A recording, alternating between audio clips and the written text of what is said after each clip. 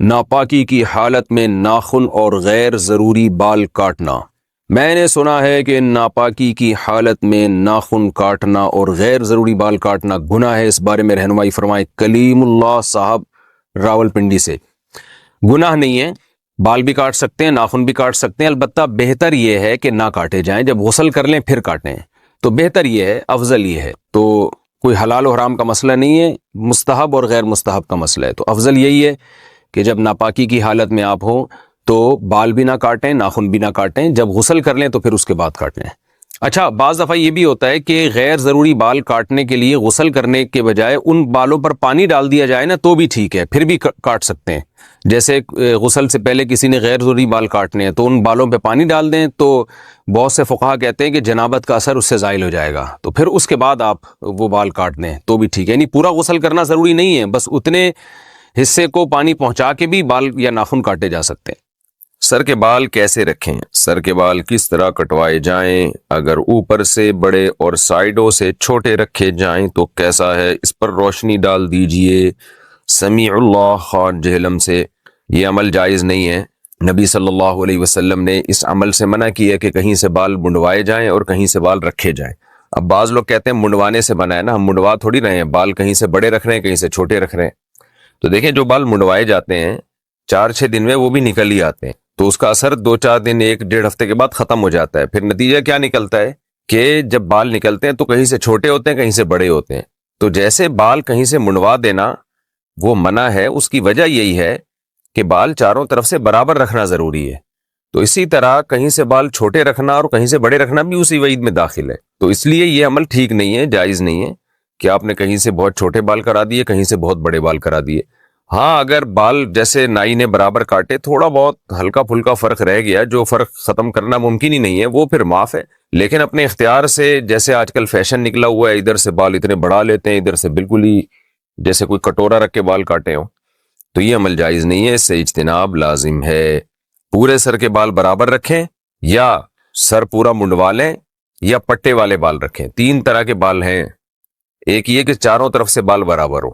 گردن کے نیچے اگر کوئی خط بنانا چاہے نا، یعنی گردن، کیونکہ گردن سر کا حصہ نہیں ہے، بالکل گدی پہ نیچے کی طرف اگر کوئی خط بنانا چاہے تو وہ ٹھیک ہے۔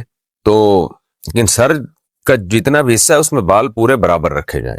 تو 3 کیفیتیں ہیں بال کی: پورے سر کے بال برابر رکھے جائیں یا مکمل سر منڈوا لیا جائے، جس کو حلق کرانا کہتے ہیں۔ تیسری کیفیت یہ ہے کہ پٹے والے بال رکھے جائیں۔ پٹے والے کا مطلب یہ ہے کہ سارے بال آپ پیچھے لے جائیں، پھر پیچھے سے بال بڑھائیں، آپ پھر ادھر ادھر سے نہ کاٹیں، پیچھے سے بال بڑھائیں۔ ہاں، نوکیں کاٹ دینا بالوں کی تاکہ بالوں کی گرو اچھی ہو، وہ ٹھیک ہے، اس کو وہ اس وعید میں داخل نہیں ہے۔ ناخن کاٹنے کے بعد کہاں پھینکیں؟ ناخن کاٹنے کے بعد انہیں کہاں پھینکیں؟ کیا دفنانا ضروری ہے یا کچرے میں بھی پھینک سکتے ہیں؟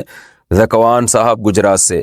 دیکھیں، اس بارے میں ہمیں قرآن و سنت سے کوئی واضح رہنمائی نہیں ملتی کہ ناخن کاٹنے کے بعد کہاں پھینکیں، لیکن قرآن و سنت کا مزاج یہ ہے کہ قرآن و سنت انسان اور انسانی اعضاء کی تعظیم کا قائل ہے۔ تو بال، یہ انسان کے جو ناخن ہیں، یہ بھی بہرحال انسان کے پارٹ کا ایک حصہ ہوتے ہیں، تو اس لیے ان کو لیٹرین میں، واش روم میں پھینکنا یا بالکل ایسے گھر میں صحن میں پھینک دینا، یہ بھی نفاست کے بھی خلاف ہے اور انسانی تعظیم کے بھی خلاف ہے۔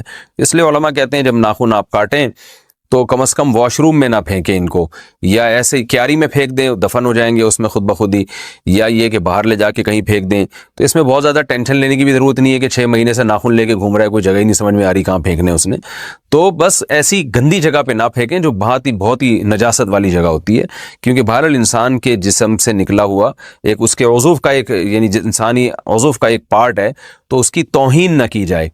تو اور گھر میں بھی نہ، اس کو تعظیم بھی جائز نہیں ہے کہ آپ نے گھر میں اس کو شیشے کی ڈبی میں اوپر رکھ دیا، تو درمیانی راہ اختیار کرنی چاہیے اس بارے میں۔ بعض لوگ بہت اس میں ٹینشن لیتے ہیں کہ سمندر میں پھینکنا چاہیے، اب ناخن کاٹ کے کون جائے گا سمندر میں پھینکنے کے لیے، اور بعض کہتے ہیں دریا میں بہا دو، تو وہ بھی ایک ٹینشن ہے۔ تو اسلام میں اتنے تکلفات نہیں ہیں، ہمیں نہیں ملتا کوئی صحابی ناخن لے کے کہیں جا رہے ہوں سفر کرنے کے لیے، جی دریا میں پھینکوں گا، تو ایسے ہی مٹی میں پھینک سکتے ہیں آپ ان کو۔ ناخن کاٹنے کا مسنون طریقہ، ناخن تراشنے کا سنت طریقہ کیا ہے؟ عبدالصبور ہری پور سے۔ بھائی، ناخن تراشنے کا ایک سنت طریقہ جو پبلک میں مشہور ہے، وہ پتہ نہیں کیا ہے کہ پہلے یوں کریں پھر یوں کریں پھر یوں کریں، کچھ اس طرح کا ہے، وہ ایسی اس کی کوئی حقیقت نہیں ہے۔ نبی صلی اللہ علیہ وسلم سے جو صحیح حدیث سے بات ثابت ہے، کان النبی صلی اللہ علیہ وسلم یحب التیامن فی کل شیء، آپ صلی اللہ علیہ وسلم جب بھی کوئی کام کرتے تو ہمیشہ دائیں طرف کو ترجیح دیا کرتے تھے۔ یہ امی عائشہ رضی اللہ تعالیٰ عنہ فرماتی ہیں کہ کنگھی کرنے میں بھی، جوتا پہننے میں بھی، لباس پہننے میں بھی، تو ناخن پہننے میں بھی دائیں طرف کو ترجیح دینی، ناخن کاٹنے میں بھی دائیں طرف کو ترجیح دینی چاہیے، یہی سنت طریقہ ہے۔ اب کیا مطلب، پہلے سیدھے ہاتھ کے کاٹنے ہیں پھر الٹے ہاتھ کے کاٹنے ہیں، اور سیدھے ہاتھ میں بھی جو انگلی بالکل سیدھی طرف ہے یہ ہے دائیں طرف، تو یہاں سے کاٹنا شروع کر دیں تو اچھی بات ہے، سنت کے زیادہ قریب ہے یہ۔ ناپاکی میں نماز پڑھنے سے کیا انسان کافر ہو جاتا ہے؟ بچپن میں اگر ناپاکی کی حالت میں نماز پڑھی ہو، ایک دفعہ فیملی والے مجھے زبردستی لے گئے تھے تو میں شرم کی وجہ سے نہیں بتا سکا کہ میں ناپاک ہوں، اور میں نے مسجد میں نماز پڑھ لی۔ اس وقت میری عمر 14-15 سال ہوگی، تو اس بارے میں کیا حکم ہے؟ میں نے ایک کلپ سنا تھا کہ ناپاکی کی حالت میں نماز پڑھنا کفر کے زمرے میں آتا ہے۔ بلال صاحب چائنا سے، بلال صاحب بالکل یہ عمل جو ہے کفر کے قریب پہنچا دیتا ہے انسان کو، کیونکہ نماز کے ساتھ مذاق ہے نا، یہ تو کافر کا فتویٰ تو کسی پہ نہیں لگایا جا سکتا اتنے آرام سے، لیکن بہرحال یہ عمل بہت برا عمل ہے، تو احتیاط اسی میں ہوتی ہے کہ اس صورت میں انسان ایمان کی تجدید کرے۔ نکاح کی بھی بہتر ہے، اگر آپ تو 15 سال کے تھے، نکاح نہیں ہوا ہوگا آپ کا، احتیاط اسی میں ہے، تو کفر کا فتویٰ تو نہیں لگایا جا سکتا کسی شخص کے بارے میں کہ اس نے بلا وضو نماز پڑھی ہے تو یہ کافر ہو گیا، لیکن یہ عمل بہرحال بہت خطرناک ہے۔ تو ناپاکی کی حالت میں مسجد میں جا کے نماز پڑھنا، یہ نماز کے ساتھ چونکہ مذاق ہے، اس لیے بعض حضرات نے اس کو کفر سے تعبیر کیا ہے، لیکن بہرحال آپ نے توبہ کر لی تو اب انشاءاللہ اللہ معاف کرنے والا ہے، سچی توبہ کریں اور آئندہ یہ حرکت نہ کریں۔ ویسے بھی نماز چھوڑنا کبیرہ گناہ ہے، آپ کو رشتہ دار نہ بھی لے کے جاتے تو بھی آپ پر لازم تھا کہ آپ غسل کریں اور غسل کر کے نماز پڑھیں، اور شرعی احکام میں شرم کرنا بھی جائز نہیں ہے۔